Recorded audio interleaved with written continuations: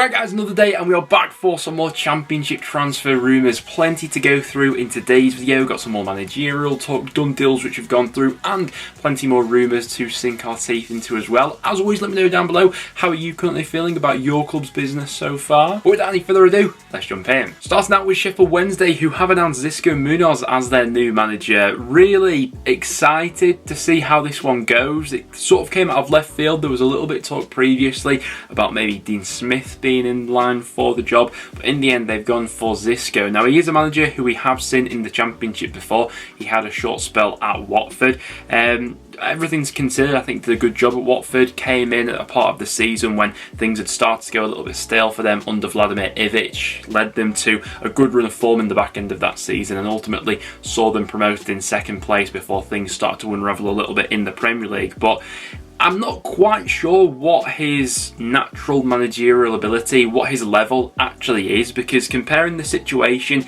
he walked in at Watford compared to what he'll be inheriting at Sheffield Wednesday is two totally contrasting things. The Watford side he inherited in the Championship was arguably the most talented squad in the league in terms of the players he had available to him. Compare that to Sheffield Wednesday, a team just coming up from League One looking to re-establish themselves in the Championship. It's two totally different expectations, squads of players. So yeah, I'm none the wiser really how this one's going to go. After leaving Watford, he has had a couple of short managerial stints, one in Spain and one in Cyprus, but back in England for the second time now, and I mean, gut feeling, I'm really not sure how this one goes, if I'm honest. We saw Stoke signing Ender Stevens on a free transfer after his contract at Sheffield United had expired. I'm a little bit on the fence with this one. I mean, Ender Stevens leaves Sheffield United as a bit of a modern day legend, really. At his peak, one of the best left-sided defenders in the Championship. After the season he's just had, it does put a little bit of a question mark over this deal for me. He played less than 800 minutes, just 9 starts, 3 appearances off the bench, and had that big injury layoff in the second half of the season as well. So where he's at right now in terms of overall fitness and how much that injury has actually hampered him, I'm not too sure. Middlesbrough completed the deal for Alex Gilbert. The 21-year-old attacking midfielder comes over from Brentford B. His contract with Brentford was up, so Middlesbrough technically signed him on a free transfer, but due to his age, Middlesbrough will be due to pay some compensation on this package, which has been reported at around about £1 million. Very excited to see how he gets on there. We've seen Carrick already having quite an influence on developing youngsters, and I'm sure that he will be another player in that sort of mould. Brazilian playmaker Mateus Martins will spend the season on loan with Watford. He did spend the second half of last season on loan with Watford from Udinese. Clearly got something about him, but we only got to see glimpses of him last season really. He just played 357 minutes in the Championship, so looking forward to seeing how the 19-year-old continues to develop in the Championship. Very excited to see how this one goes. QPR have completed the deal for Ziad Lakechi. He comes over on a free transfer from Fulham. Spent last season out on loan at Barnsley. Technically looks really good. He actually came up through the PSG Youth Academy and will give QPR an extra option on that left-hand side of their defence. Dimitrios Gutas comes over to Cardiff, joining them on a free transfer from the Turkish League. Now, we've spoken about Cardiff a little bit so far and how creative they'll have to get in this window because of the current embargo, relying on free transfers and loan deals. But having a quick scan over the 29-year-old's underlying numbers from the past couple of seasons, this looks like really quite a savvy pickup by Cardiff. Cardiff have also added to their forward line, signing Ike Ugbo on loan for the season from Troyes in France. The forward who came up through the Youth Academy of Chelsea has scored 47 goals and 177 appearances in his professional career so far, and has had a couple of loan spells out in the EFL before to the likes of Barnsley, MK Dons and Scunthorpe. And we saw Norwich complete a deal for Borja Sainz, the Spanish playmaker, coming over on a free transfer. Had a good season last time around in Turkey, got 9 goals, 3 assists. Looks like a quite creative player who will add something to their forward line. 2.1 dribbles per game, 2.1 shots per game as well, and only 22 years old. We saw Norwich doing quite a bit of their business early on, getting some of the older heads in, the likes of Shane Duffy and Ashley Barnes. Obviously Jack Stacey on top of that as well, but saying someone a little bit younger who they can look to develop. And to be fair, Norwich have got a fairly decent track record over the years of picking up some gems in the European market, especially while they have been a Championship club, and they tend to have quite a good record with developing playmakers as well. So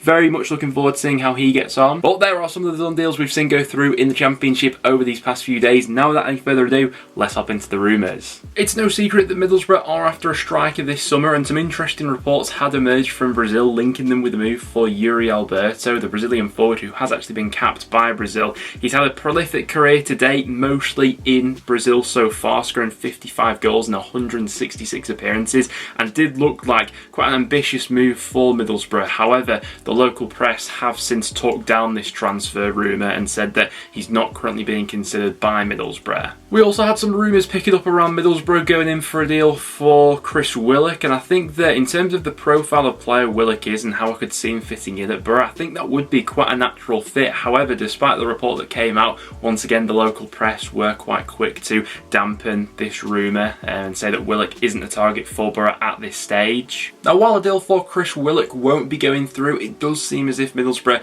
have agreed terms with QPR for goalkeeper Seny Dieng. It was no secret that Middlesbrough were after a goalkeeper or two in this window, and it seems as if they've landed on Dieng's name. Now, a little bit conflicted over this one. I don't think Dieng had the best season last time around for QPR. Thought he underperformed in terms of his shot stopping and a few other areas of the game, but in seasons gone by, he has been a top keeper at this level, so it's all dependent on whether or not Middlesbrough can get him back to those levels that he was at previously, whether or not it was a confidence knock last season at QPR or a few other issues. So QPR and Middlesbrough fans, I'd like to hear your thoughts on this one down below. Along with a deal for Dieng, it also seems an agreement is in place for Australian goalkeeper Tom Glover. He's now a free agent after his contract expired with Melbourne City. That's where he spent the last 4 years of his career, and he is said to be in talks with Middlesbrough as things stand. Interestingly enough, did come up through the Tottenham Hotspur Academy, but has since been playing his football back in Australia, but could be set for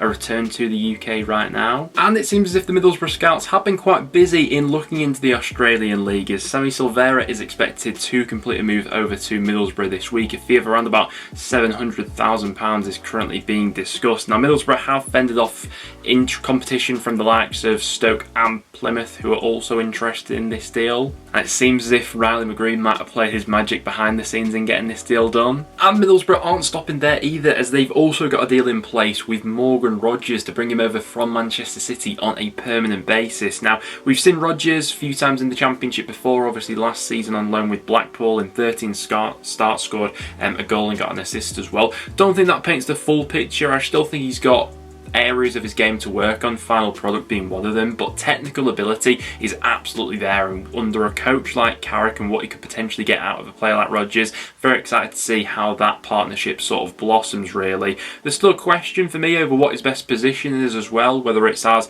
an attacking midfielder, a wide man or a centre forward. But definitely a lot to like about Middlesbrough's business right now. And Middlesbrough are also set to complete a deal for Rav van den Berg. Very excited to see how this deal goes. Only 18 years old, another player coming over from the Netherlands. We've seen quite a few Championship clubs looking to recruit in that area. He's the younger brother of Sepp van den Berg, who I absolutely adore from his time on loan at Preston North End. At just 18 years old, stands at 6'3" and will be looking to have quite the impact on Middlesbrough over these next few years. It seems like a deal for Daniel Johnson is edging closer after it was announced he would be leaving North End despite having a contract offer on the table.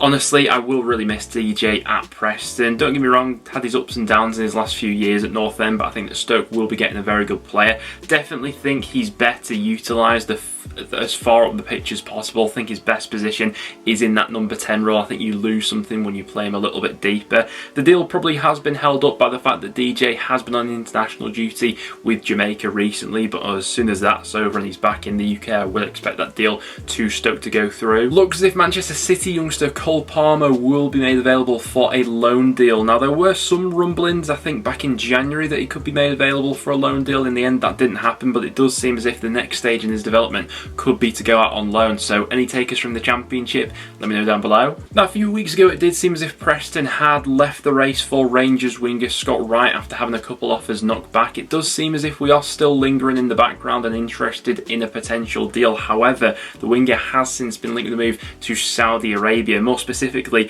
to Al Ettifaq, who Steven Gerrard has obviously just gone to. The figures being talked about with the potential move to Saudi around about 2 million. I think that definitely rules rule Preston out of any such negotiations. Well, I can't see us, spending that sort of money on a winger. But one to definitely keep your eye on over the next few weeks. The two clubs that seem most interested in landing Leicester City winger Harvey Barnes are Newcastle and West Ham. Eddie Howe's said to be a big fan of the winger, but West Ham have been in contention for this signing for quite some time. Obviously, Newcastle were also heavily linked with a move for James Maddison. They didn't get that in the end. Spurs ended up sealing a deal for £40 million.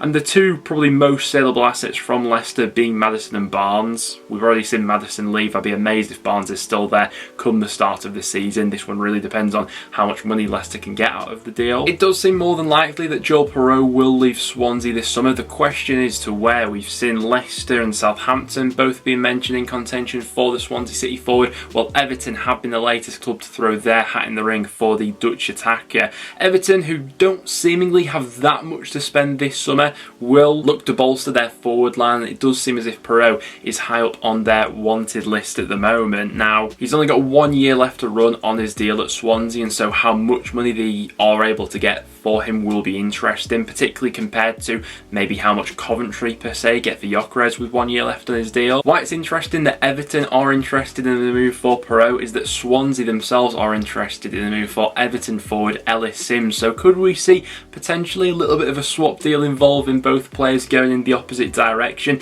Now, pretty much every Championship club has been credited with interest for Everton forward Ellis Sims after a good loan spell in the first half of last season with Sunderland. He is a player in demand at the moment. Now, a report from the Times claimed that Everton were looking for 7 to 10 million for Ellis Sims, which is really quite a lot. But Swansea could use their bargaining chip of potentially Piroe moving on to Everton, which could see them get a discount in that deal. On last time's video, we spoke about Josh Maja being available this summer. Well, Birmingham have since been linked with the 24-year-old. Now, Birmingham have held an interest in Maja for quite some time. I remember their interest dating back to at least last summer. Ever since his Sunderland days, I've always quite rated him, especially that prolific half a season he had in League One with Sunderland. I do think he would make an excellent acquisition for any Championship club if they were to pick him up. After a good loan spell with Stoke last season, they are interested in bringing Sarkic back, this time on a permanent basis, but there is said to be a little bit of a gap in what Stoke value him at compared to